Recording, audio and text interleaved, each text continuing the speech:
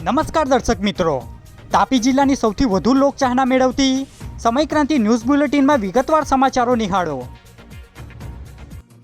તાપી જિલ્લાના માંડણ ટોલનાકા નજીક બાઇક અને ટ્રક વચ્ચે અકસ્માત સર્જાયો, જેમાં એકનું મોત નીપજ્યું.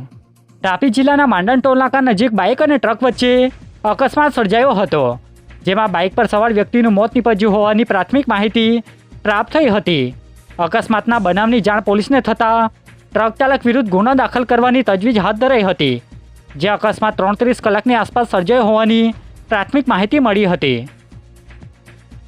તાપી મહિલા હેલ્પલાઇનની ટીમે મધર્સ ડેના દિવસે માતા અને પુત્ર વચ્ચે સમાધાન કરાવ્યું. તાપી જિલ્લા 181 મહિલા હેલ્પલાઇનની ટીમને એક ફોન આવ્યો હતો અને મહિલાએ મદદ માંગી હતી, જેમાં માતાને દીકરો હેરાન કરતો હોય તેમજ ઘર નિર્વાહ ચલાવવા કહેતો હોય, સાથે જેને કહેવા મુજબ નહીં કરે તો ઘરમાંથી નીકળી જવા કહે છે, જે બાબતની આપવીતી માતાએ જણાવી હતી. જેમાં આજે મધર્સ ડેના દિવસે હેલ્પલાઇનના સભ્ય દ્વારા દીકરાને કાયદા અંગે જાણકારી આપી માતા સાથે સમાધાન કરાવ્યું હતું, જે બાબતની વિગત 4-15 કલાકે પ્રાપ્ત થઈ હતી. હિંદલા ગામે બાઇક સ્લીપ ખાઈ જતાં એકનું મોત નીપજ્યું, જ્યારે એકને ઈજાઓ પહોંચી. સોંગર તાલુકાના હિંદલા ગામની સીમમાંથી પસાર થતા રસ્તા પર એક બાઇકના ચાલક આશીષભાઈ લીમજીભાઈ ગામિત પોતાની બાઇકના સ્ટેરિંગ પરનો કાબુ ગુમાવી દેતા બાઇક સ્લીપ થઈ ગઈ હતી, જેમાં બાઇક પર સવાર અન્ય 2 મિત્રને ઈજાઓ પહોંચી હતી, જ્યારે આશીષભાઈનું ટૂંકી સારવાર બાદ મોત નીપજ્યું હતું. જે બનાવને પગલે પોલીસે ગુનો નોંધી કાયદેસરની કાર્યવાહી હાથ ધરી છે, જેની માહિતી 3 કલાકે પ્રાપ્ત થઈ હતી. સોંગરના ખડી ગામની સીમમાંથી પોલીસે પિકઅપ ગાડીમાંથી વિદેશી દારૂ ઝડપી પાડ્યો. સોંગઢ પોલીસ ટીમના માણસોને મળેલી બાતમીના આધારે ખડી ગામની સીમમાંથી એક પિકઅપ ગાડીમાંથી પોલીસે વિદેશી દારૂનો જથ્થો ઝડપી લીધો હતો, જેમાં પોલીસે 3 આરોપી વિક્રમ ગામિત, ચેમટિયા ગામિત અને અનિલ કોકણીને ઝડપી લઈ એક આરોપીને વોન્ટેડ જાહેર કરી 4,26,000થી વધુનો મુદ્દામાલ કબજે કરી કાયદેસરની કાર્યવાહી હાથ ધરી છે, જે બાબતની માહિતી 3 કલાકે મળી હતી.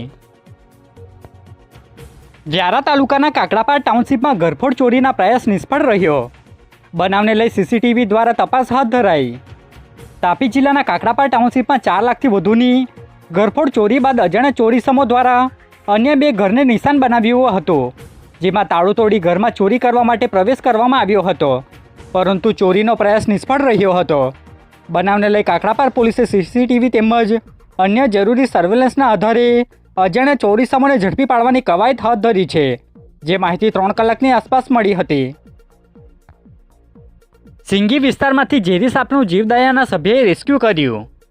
વ્યારા શહેરના સિંગી ફળિયા વિસ્તારમાં એક પરિવારના ઘર નજીક સાપ નજરે પડ્યો હતો, જે સાપનું રેસ્ક્યુ કરવા માટે જીવદયાના સભ્ય મિતેશભાઈનો સંપર્ક કરાતા સાપનું ભારે જહેમત બાદ રેસ્ક્યુ કરવામાં આવ્યું હતું અને તેને વન વિભાગના માર્ગદર્શન હેઠળ ઊંડાના જંગલ વિસ્તારમાં મુક્ત કરવામાં આવ્યો હતો, જે બાબતની માહિતી 2 કલાકે મળી હતી.